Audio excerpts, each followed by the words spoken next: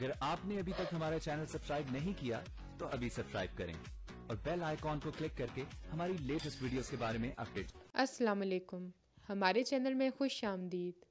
अलीज़े बहाने बहाने से कभी ज़ारा से मिलती है और कभी दानियाल से।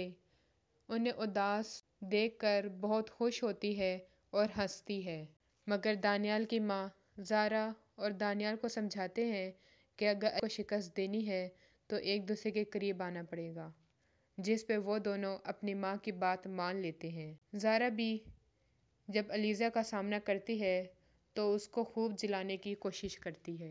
अलीज़ा को जब पता चलता है कि ज़ारा और नदीम दोनों खुश रह रहे हैं तो उसे ये बर्दाश्त नहीं होता और वह नदीम को दोबारा ज़ारा के पीछे लगा देती है, जिस पे दानियाल उन दोनों को इकट्ठा देखकर नाराज़ होता है। उसके साथ लड़ता है कि तुमने मुझे धोखा दिया है और लगता है तुमने नदीम को भी इसी तरह ही धोखा दिया होगा, जिस पे वो दोनों बहुत लड़ते हैं और अलीज़े उनका तमाशा देख रही होती है और जश्न मनाती है।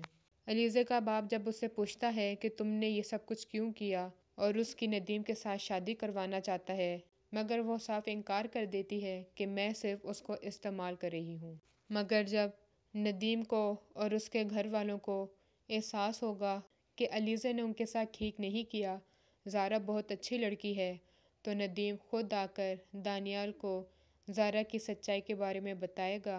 पहले तो खुद ज़ारा से बात करने की कोशिश करता है, जब वो बात नहीं करती तो वो दानियाल के पास चला जाता है ताकि उन दोनों की सलाह करवा सके।